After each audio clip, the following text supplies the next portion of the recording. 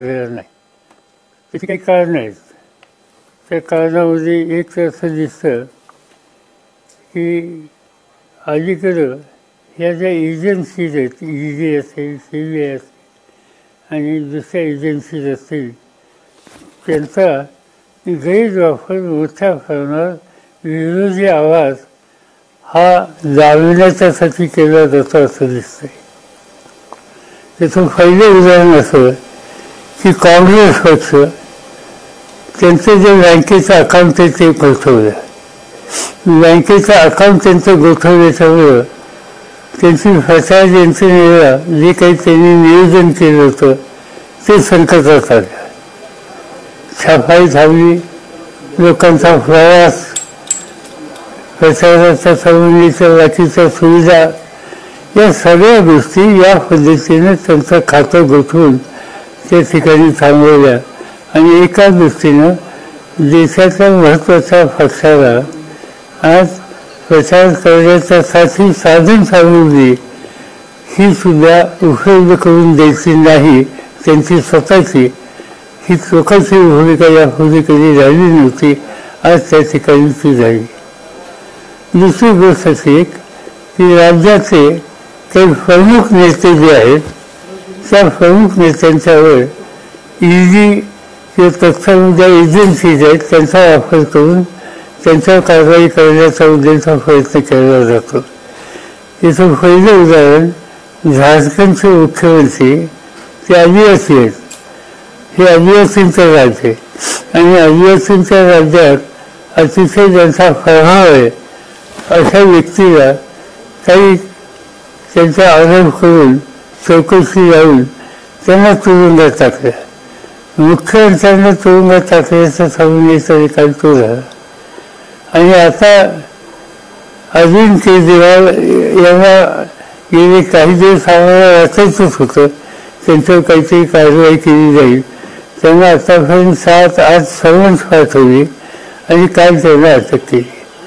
अटक कशासाठी केली तर मद्य धरून, प्रत्येक राज्यामध्ये मद्य धरून असतं आणि त्यांनी त्याची पॉलिसी तयार केली. ती पॉलिसी तयार करण्याचा अधिकार हा मंत्रिमंडळाचा असतो कुठल्याही गोष्टीचा. शेवटी मंत्रिमंडळ म्हणजे काय, मंत्रिमंडळ म्हणजे त्या राज्याच्या वेगवेगळ्या प्रस्तावाची धोरणं ठरवणारी अधिकृत यंत्रणा आणि त्या मंत्रिमंडळाने ती पॉलिसी ठरवली. त्या पॉलिसीमध्ये समजा काही चुकलं असेल किंवा आणखीन काय असेल तर लोकांच्या समोर निवडणुकीचा प्रश्न उपस्थित करा.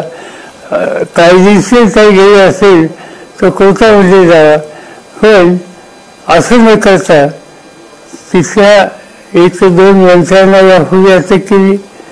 तिथल्या एका राज्यसभेचा त्यांचा जो नेता आहे त्याला अटक केली आणि काल ही मुख्यमंत्र्यांना सुद्धा अटक केली. म्हणजे राज्याच्या प्रमुखाला अटक करणं आणि त्यांनी धोरणं ठरवली त्या धोरणाच्यासाठी अटक करणं हे टोटल गैरवाजवी आहे, चुकीचं आहे. आणि आज आपण तिथपर्यंत गेलो म्हणजे मुख्यमंत्र्यांना सुद्धा अटक करण्याच्यासाठी सत्तेचा गैरवापर करायचा इथपर्यंत आज हे भाजप सरकार पोचलेलं आहे. ह्या निवडणुका फेर म्हणजे मोकळ्या वातावरणात व्हाव्यात ही जी अपेक्षा आहे त्याबद्दलची चिंतेची अवस्था आज या ठिकाणी निर्माण झालेली आहे. मला स्वतःला दिल्लीची जी माहिती आहे त्यामुळं एक गोष्ट दिसतंय की केजरीवालला अटक झाली त्याचा परिणाम उद्याच्याला केजरीवालच्या 100% जागा निवडून येते. मागच्या निवडणुकीमध्ये तिथे ज्या विधानसभेच्या निवडणुका झाल्या आता 11 राज्यात लक्षात नाही, 80 का 82 आमदार असतात तिथं, त्याच्यात 2च जागा फक्त भाजपच्या आल्या, बाकी सगळ्या केजरीवालच्या आल्या.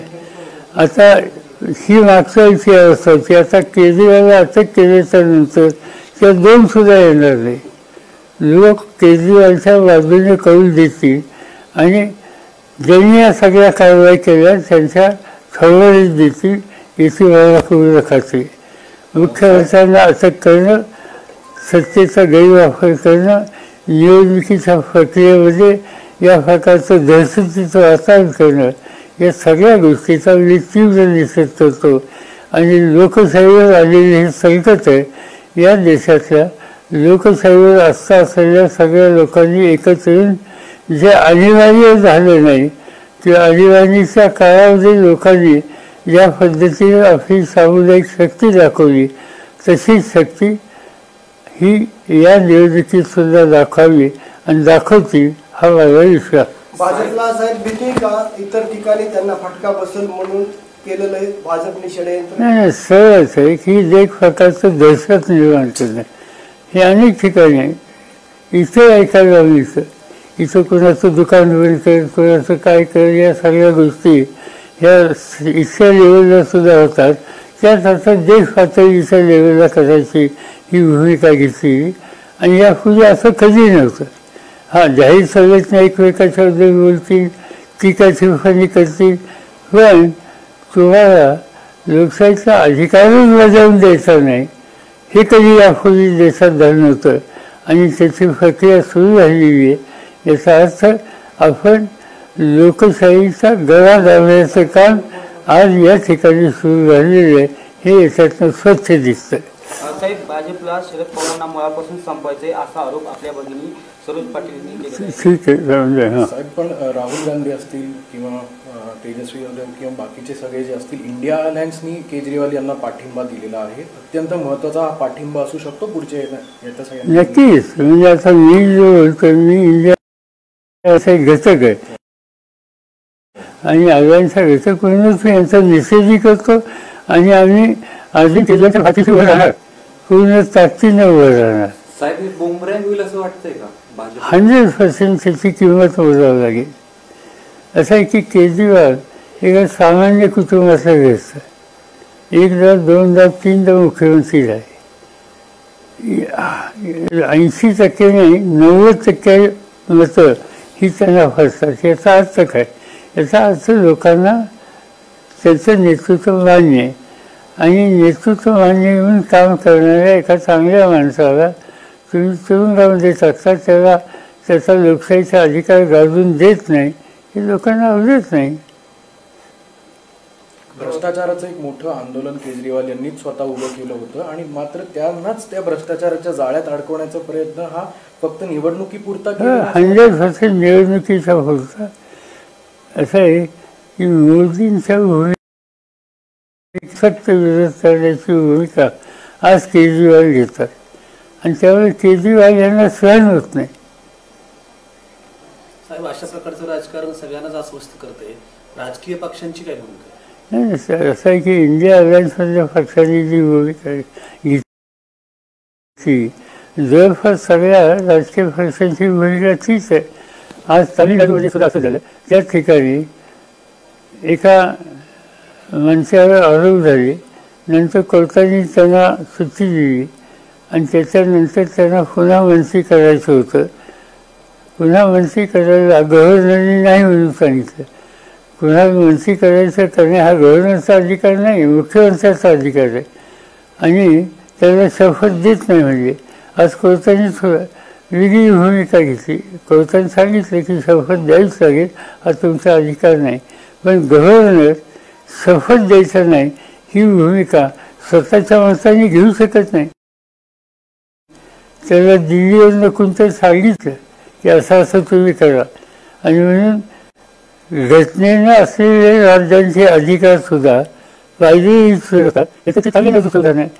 आणि आज केजरीवाल झालं, उद्या बाकीच्या ठिकाणी सुद्धा झारखंड झालं, केजरीवाल झालं, ठिकठिकाणी या प्रकारचं दहशतीचं वातावरण निर्माण करणं आणि सत्ता आपल्या हातात ठेवणं हे त्याचं सूत्र आहे. महाविकास आघाडीच्या जागा फायनल कधी होणार आहेत, कधी घेतली पाहिजे? आणि म्हाडाची जागा आपण म्हणला होता रासपला द्यायचे आम्ही मान्य केलेले, परंतु मान्य नाही केलं.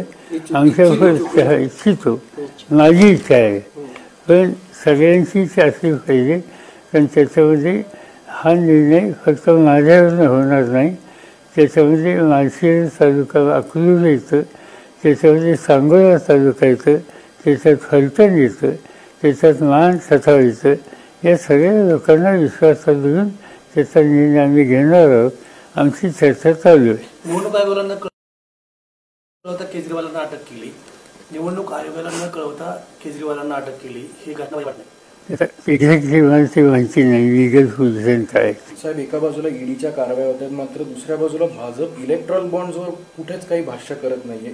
सुप्रीम कोर्टाने क्लिअर इन्स्ट्रक्शन्स दिले सुद्धा, मात्र भाजपने इलेक्ट्रॉल बॉन्ड्सवर काहीच भाष्य केले. कशासाठी भाष्य करेन? पैसे त्यांना मिळालेले, सगळ्यात जास्त रक्कम ही त्यांच्याकडे आलेली आहे आणि या इलेक्ट्रॉल बॉन्डचा आधार घेऊन त्यांनी जे काही जमा करायचे ते जमा केलेले, त्याची चर्चा होणं त्यांच्या हिताचं नाही म्हणून गप्प बसले.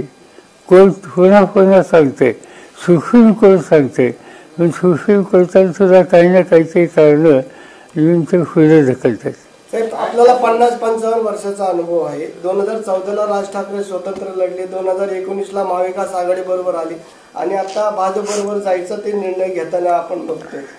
किती त्यांना यश मिळेल असं वाटतं? माहिती नाही मला. आधी ते किती जागा लढवत आहेत, 1 लढवत आहेत का 2 लढवत आहेत.